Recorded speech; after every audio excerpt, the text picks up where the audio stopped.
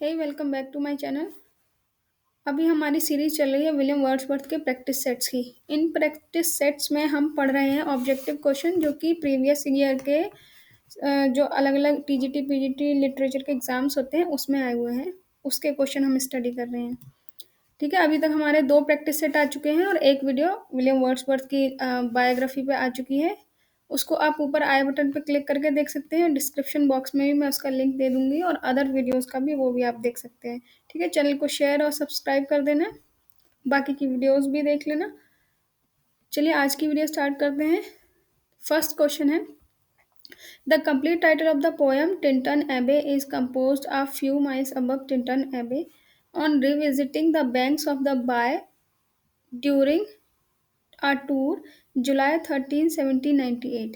Wordsworth revisited the place in 1798. When did he visit Tinton Abbey first? The correct answer is first in 1793. देखो, इसी से इन्होंने सबसे पहले जो विलियम वर्ड्सवर्थ थे उन्होंने 1793 में पहली बार विजिट किया था टिंटन एबे को। उसी वहीं जाने के बाद उन्हें इंस्पिरेशन मिली थी, वहीं से उन्होंने अपनी ये पोएम लिखी थी। और टिंटन एबे का जो फुल टाइटल है वो ये है, compose a few miles above Tintern Abbey on revisiting the banks of Wye during a tour this is. ठीक है, वाई जो है वो एक रिवर का नेम है। पहली बार वर्ड्सवर्थ ने अकेले वहाँ पे विजिट किया था। उसके बाद 5 साल का गैप लिया था। 1793 के बाद 1798 में वो वहाँ पे विजिट करने गए थे अपनी सिस्टर डोरोथी के साथ। ठीक है, ये बहुत पूछा जाता है दोनों विजिट्स के बारे में, कितना गैप है, किसके साथ गए थे। ठीक है, ये 1793 में फर्स्ट विजिट था। फिर उन्होंने 1798 में 5 years लेटर अपनी सिस्टर डोरोथी के साथ विजिट किया था, क्योंकि ये इतने दिनों बाद रीयूनाइटेड हुए थे। लास्ट वीडियो में मैंने बताया था कि ये लोग अलग अलग रिलेटिव्स के यहाँ रहकर पढ़ते थे, डोरोथी अलग और वर्ड्सवर्थ अलग। तो after 9 years they met, they were united. तो जब 9 साल बाद मिले थे तो उसी के दौरान 1798 में डोरोथी के साथ ये टिंटन एबे विजिट करने गए थे। काफ़ी टाइम तक सेपरेट रहे थे दोनों सिस्टर, ब्रदर सिस्टर। ठीक है, नेक्स्ट क्वेश्चन देखते हैं। I wandered lonely as a cloud whose line is this. Correct answer is fourth, Wordsworth की लाइन है। इसके अदर टाइटल जो है वो डैफोडिल्स है। तो थोड़ा सा देख लेते हैं इस पोएम के बारे में। I wandered lonely as a cloud also known as daffodils, इसका ये दूसरा टाइटल डैफोडिल्स है। ये एक लिरिक पोएम है विलियम वर्ड्सवर्थ की। इस पोएम की इंस्पिरेशन वर्ड्सवर्थ को कैसे मिली थी, वो अपनी सिस्टर डोरोथी के साथ एक ऐसी वॉक पे निकले थे। तब उन्होंने बहुत सारे डैफोडिल्स की बेल्ट, मतलब बहुत फील्ड में लगे हुए थे डैफोडिल्स, वहाँ पे देखे थे। मतलब एक साइट में वो देखते ही रह गए इतने सारे डैफोडिल्स को एक साथ। तब उन्हें वहाँ से इंस्पिरेशन मिली थी उनके ऊपर पोएम लिखने की। कहाँ वो वॉक कर रहे थे? Glencoyne Bay, Ullswater, in the Lake District, जहाँ लेक डिस्ट्रिक्ट जहाँ वो रहते थे वहीं पे ये जो जगह है बे एक, वहाँ पे ही डैफोडिल्स को, बहुत सारे डैफोडिल्स को उन्होंने एक साथ देखा था। तो उनकी ब्यूटी से इंस्पायर होकर उन्होंने वो पोएम लिखी थी। ये पोएम लिखी गई थी 1804 से 1807 के बीच में। 1804 मतलब ज़्यादा सॉलिड डेट है। वर्ड्सवर्थ ने खुद का 1804 में उन्होंने ये पोएम लिखी थी और फर्स्ट टाइम पब्लिश हुई थी 1807 इन पोएम्स इन टू वॉल्यूम्स। जो उनका ये कलेक्शन था उसमें पब्लिश हुई थी। और इसका एक और रिवाइज्ड वर्जन भी पब्लिश हुआ था 1815 में। डैफोडिल्स बहुत फेमस पोएम है, बहुत अच्छी पोएम है इनकी। ठीक है, ये था इसके बारे में। नेक्स्ट क्वेश्चन देखते हैं। 10,000 saw I at a glance. What did Wordsworth see at a glance? Correct answer is third, daffodils. ये एक हाइपरबल है फिगर ऑफ स्पीच इस लाइन में, और ये उन्होंने कहा है डैफोडिल्स के बारे में। जैसा कि अभी बताया कि उन्हें इंस्पिरेशन मिली थी, बहुत सारे डैफोडिल्स एक फील्ड में उन्होंने एक साथ देखे थे। उसकी ब्यूटी से इंस्पायर होकर उन्होंने पोएम लिखी थी, तो उसी के लिए कहा है 10,000 saw I at a glance. एक ग्लांस में उन्होंने इतने सारे फ्लावर्स देखे। ये जो लाइन्स है डैफोडिल्स की हैं, जिसका अदर टाइटल है I wandered lonely as a cloud.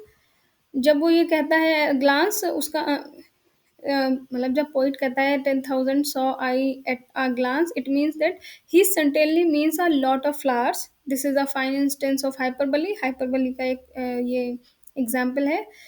Hyperbole किसे कहते हैं? फिगर ऑफ स्पीच का इसका मीनिंग क्या है कि exaggeration not meant to be taken literally, मतलब किसी भी चीज़ को बहुत एग्जैजरेट, बहुत बढ़ा चढ़ा कर बोलना, उसे हाइपरबल कहते हैं। ऑब्वियस सी बात है, 10,000 तो एक साथ देख भी नहीं सकते, तो इसी को हाइपरबल कहते हैं। बहुत चीज़ को बहुत ही ज़्यादा बढ़ा चढ़ा के कह देते हैं। नेक्स्ट क्वेश्चन है, Proteus is a Greek sea god who can assume different shapes. The other Greek sea god is Titan who rises with his conch which he blows in order to calm the waves. Where do these two gods appear in Wordsworth? Correct answer is first. The word is too much with us. ये जो lines या ये जो Greek gods हैं, Proteus और Triton, इनका जो mention हुए हैं वो हुए हैं the word is too much with us में। अब थोड़ा सा देख लेते हैं इस पॉइंट के बारे में। The word is too much with us एक सोनेट है जो कि विलियम वर्ड्सवर्थ ने लिखी है। इसमें वर्ड्सवर्थ इंडस्ट्रियल रिवॉल्यूशन को बहुत कंडम करते हैं, क्रिटिसाइज करते हैं। क्यों? क्योंकि वो मटेरियलिज्म बढ़ता जा रहा है और हम नेचर से दूर होते जा रहे हैं, मतलब फिजिकलिटी बढ़ती जा रही है। यही वो चीज़ कह रहे हैं, इसी को क्रिटिसाइज कर रहे हैं कि हम इस तरह नेचर से दूर होते जा रहे हैं और नेचर को हम दूर और ख़राब भी करते जा रहे हैं। यही कहना है कि वर्ल्ड हमारे साथ इतना ज़्यादा हो गया, हम फिजिकली इतना अटैच हो गए हैं और नेचुरली दूर होते जा रहे हैं, ये कहने का मतलब उनका। ये पोएम जो है वो 1802 में लिखी गई थी और पब्लिश हुई थी वही इन 2 वॉल्यूम्स पोएम्स में 1807 में। ये इटालियन सोनेट है, 14 लाइन्स की है, ठीक है, जो कि एम्बिक पेंटामीटर में लिखी गई है। ये था पोएम के बारे में। नेक्स्ट क्वेश्चन देखते हैं। The see that bears her bosom to the moon, this line is in. The correct answer is first, the word is too much with us. ये 5th लाइन है पोएम की। Poem के बारे में हमने last question में देख ही लिया है कि एक सोनेट है, 1802 में लिखी गई थी और 1807 में पब्लिश हुई थी। The word is too much with us, ठीक है। नेक्स्ट क्वेश्चन देखते हैं।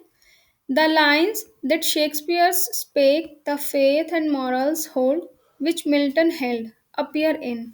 The correct answer is first. It is not to be thought of that flood. ये एक सोनेट है जो कि विलियम वर्ड्सवर्थ ने लिखी है। कुछ नाम थोड़ा अजीब सा है इसका, कोई नहीं, ठीक है। ये कंपोज हुई थी 1802 सितंबर में और पब्लिश हुई थी 1807 में। पोएम सोनेट है ये, ठीक है। नेक्स्ट क्वेश्चन देखते हैं। The name of the cottage of Michael is. The correct answer is third, the evening star, ठीक है।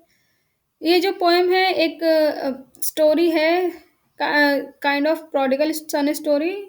इसमें एक माइकल एक शेफर्ड है और उसकी वाइफ इजाबेल है जो कि एक इवनिंग स्टार नाम की कॉटेज में एक their home in A small idyllic hill side cottage, hill side area में रहते होते हैं, यानी नेचर के पास रहते होते हैं, उसे इवनिंग स्टार देते हैं नाम उस कॉटेज को।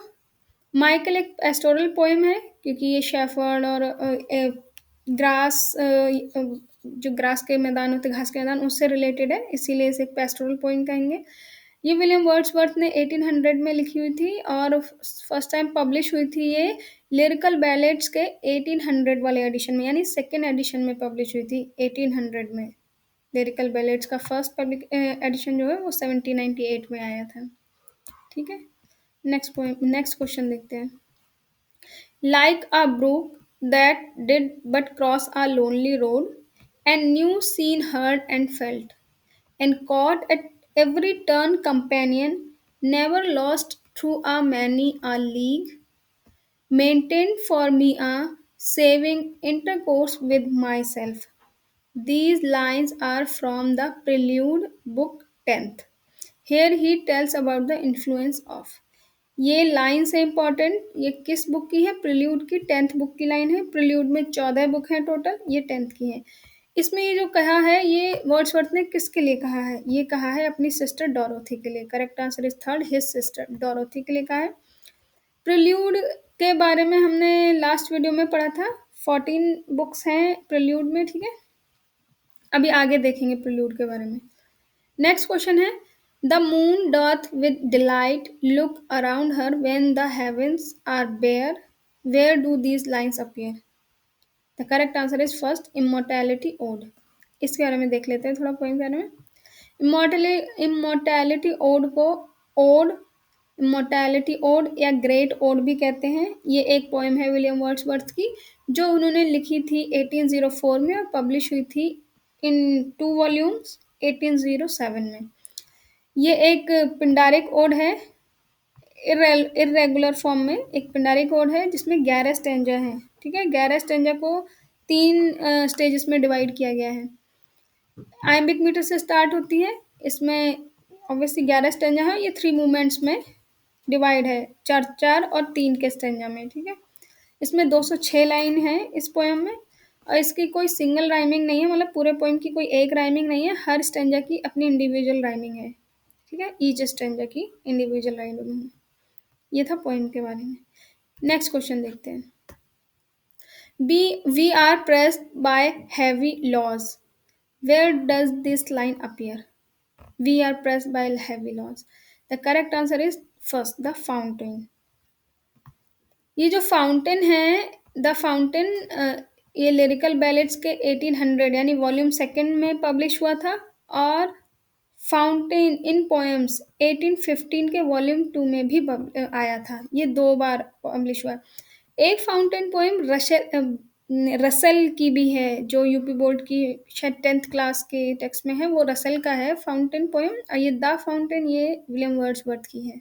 ठीक है, जो कि लिरिकल बैलेट्स और पोएम्स के सेकंड वॉल्यूम्स में पब्लिश हुई थी।